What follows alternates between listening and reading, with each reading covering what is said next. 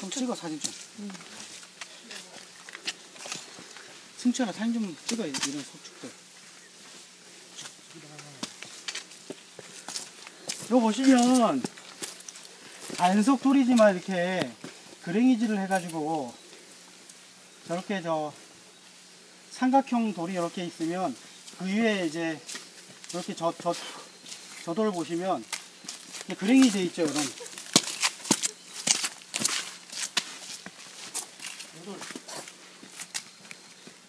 예. 이런 돌들. 사람이 있으면 어떻게 돼? 저녁에 혼자 와야 돼. 잘 찍어줬어.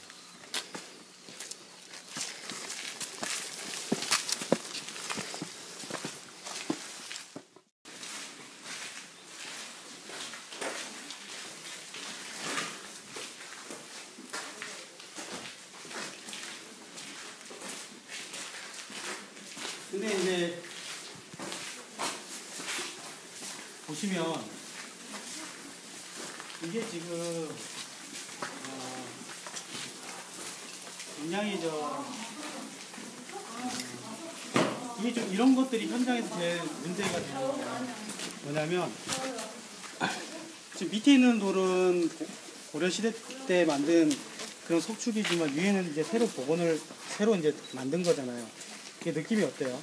많이 다르죠. 네, 심지어 선생님 어때요, 느낌이? 네, 많이 다릅니다. 또 어떻게 많이 달라요? 색깔도 그렇고요. 원래 고려시대 그 자연석 석축들은 큰 돌로 써요. 큰 돌.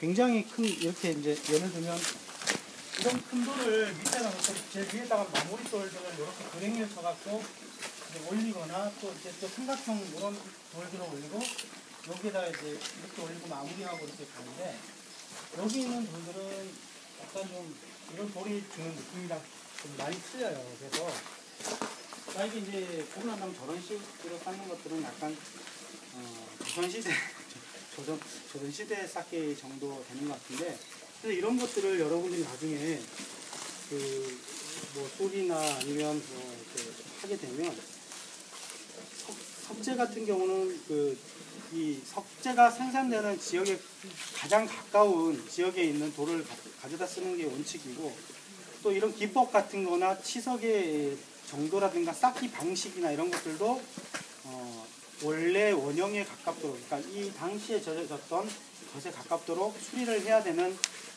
그런 이유가 이런 데 있는 거예요. 그래서 이제 다음에 현장에 나가시면 이런 식으로 이제 하는 것들을 잘 파악을 해서 이게 좀 돌의 특징이라든가 이런 것들 잘 파악해서 이제 수리를 해야 됩니다. 이제 올라가시면서 계속 보실 거예요. 이거.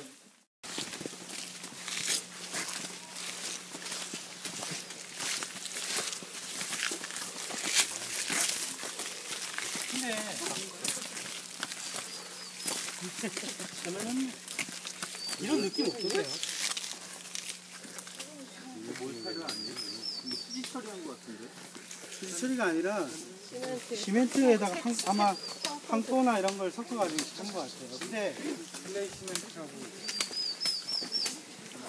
그래서 되게 느낌이 그렇게 좋은 편은 아닌 것 같아요. 제가 봤을 때. 막 신발 막 밟으면 안 될 것 같아. 피해서 밟았어요. 본드 같은 느낌. 네.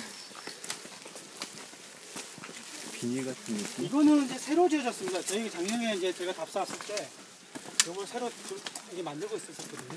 이거는 다른 옷을 저번에 끼고.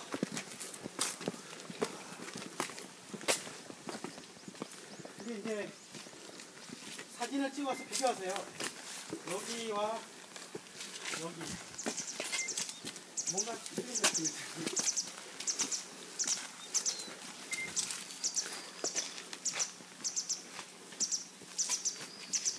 그래서 여기 보는 것 같이 이렇게 큰 돌들을 만들면서 그랭이를 따고 그랭이로 안 되는 부분들은 이렇게 작은 돌들로 이게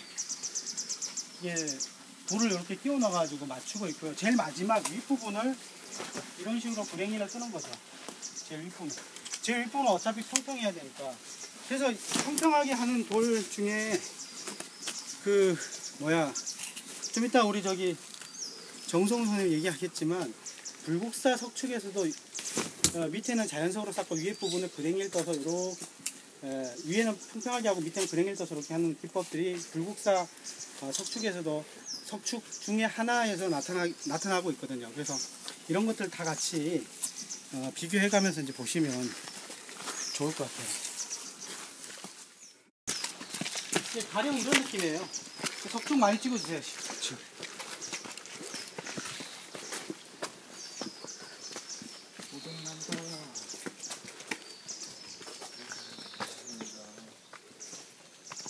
그러니까 뭐 위로 올라가도 크기가 크고 밑으로 내려가도 큰데 돌 모양이 약간 서로가 이빨 모양으로 이렇게 서로가 이렇게 좀 틈을 주면서 그 사이에다가 작은 돌들 이렇게 끼워가지고 넣고 또 이제 만나는 지점은 또 저렇게 그랭이를 넣어서 이렇게 하면 그래서 이제 석축이 자연석 석축이 이렇게 튼튼하게 이게 결부되어 있는 그런 특징을 가지고 있습니다.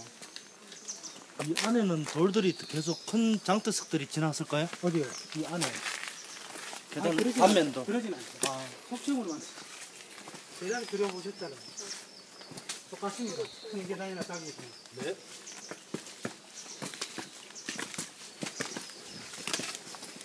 계단이 마름모로 되어 있네. 네, 보시면 이렇게 큰 돌, 밑에가 큰 돌이 보통 있잖아요. 네. 근데 밑에 큰 돌이 있지 않고 중간에 저런 큰 돌들이 들어가면서 중간에 저 그랭이가 떠가면서 중간에 저런 사중돌 같은 걸 넣어가지고 만드는. 이거는 원형인가요? 그렇죠, 그건 아니에요.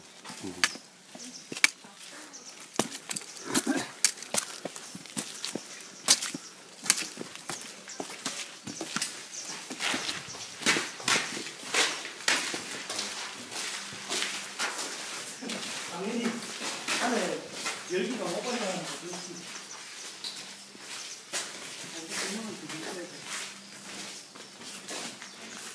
자, 신준호 선생님 일단 와보세요.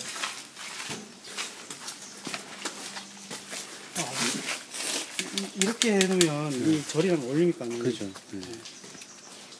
잘 어울립니다. 그래서 누가 사진을 잠깐만요. 밑에서부터 여기가 보이게끔 해갖고 저까지 한번 찍어 오시겠어요? 이게 안 봐.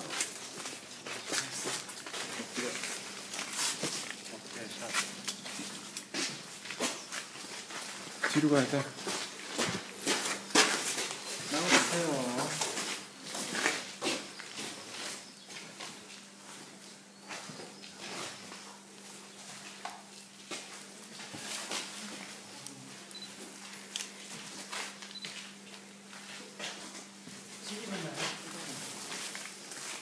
자, 그러면은 우리 밑에 가서 할까? 저기 석축에 대해서 여기서 할까요? 이거 비 오는데. 여기서. 예, 프린트물 보시면 지금 여기까지 오는 게 근데 그 중에 이제 세 단을 올라오신 겁니다. 그 세 단 중에 특징이 뭐냐면 아까 이제 교수님께서도 말씀하셨지만 그 막도를 허튼청 쌓기가 이제 포인트입니다.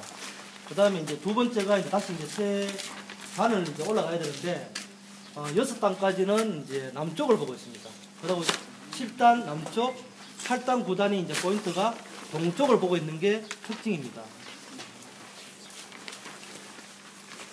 예, 그 뒷장을 보시면 제가 그 불국사의 석축에 대해서도 이제 별도로 조사해 놨는데 이제 교수님 교재 가지고 정리를 했습니다.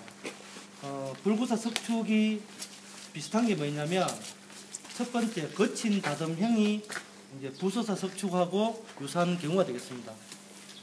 이상입니다. 우리가 한번 꺾어서 또 들어왔는데 여기서 또 어떻게 돼요? 저기가 부석사 안양루예요. 어때요? 여기서 봤을 때 안양루가 직선에 있습니까? 아니면 꺾여서 있습니까? 네, 그게 중요한 거예요. 사는 지형에 맞춰서 얘가 계속 올라오는 석축이 아까 얘기했지만 9단이잖아요.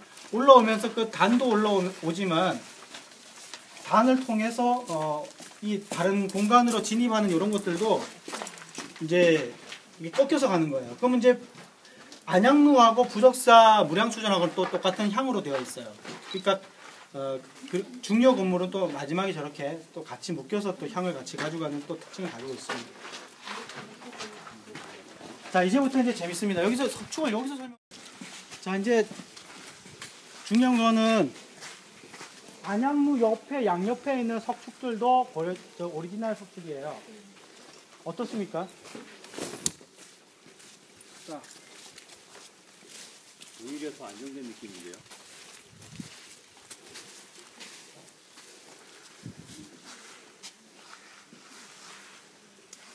저걸 까고 튀어나오고 한 번 더 잡았습니까? 앞쪽으로? 아니요, 그러진 않습니다. 승철이는 내려가서 저거 한 번만 찍어줄래? 저거 방수함하고 저거 소방시설 한 번. 저거 따로따로 이렇게.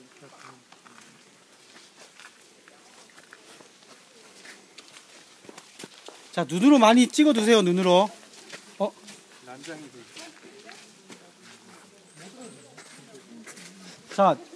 자 보세요.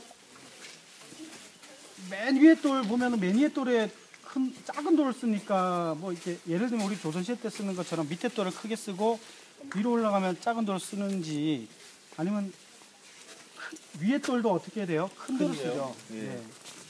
고려시대 때 특징 아니에요? 네. 그리고 우리 저 설명을 추가적으로 해주실 건 없나요? 일단 막돌 허튼 척 쌓기와 막돌 바른 척 쌓기의 표현인데요. 일단 제일 중요한 거는 거래질을 해서 석축을 완성을 시키는 상황이고 그게 그 외에는 저도 네네. 잘하셨습니다. 허튼 척 쌓기, 뭐 바른 척 쌓기는 잘 아시죠? 따로 설명 안 드리겠습니다. 그래서 여기서 부석사를 보시는 분들도 이제 사진 작가를 여기서 찍기도 하고 이렇게 해갖고 안양루하고 석수하고 이렇게 참 첨화전하고 나오는 짱이야. 이제 일복선.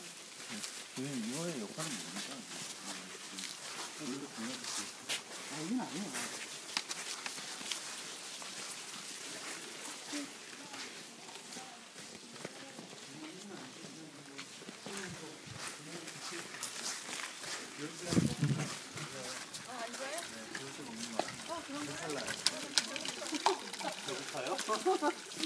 옛날에 토목과 다닐 때 이제 수질 검사도 하거든요. 비올 때 절대 먹는 거 아니에요? 이제 자본가인데.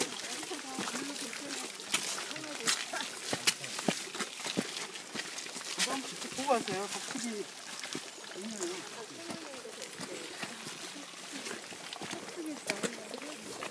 좋아도 되나?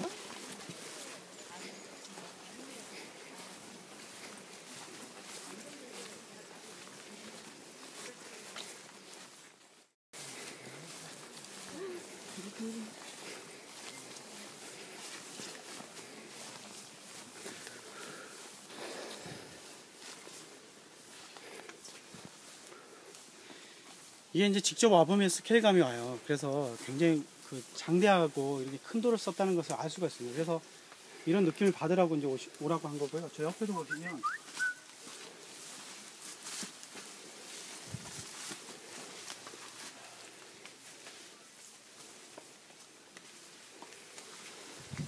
승윤 씨 저건 뭐예요? 머리카락인가? 사람 머리카락인가?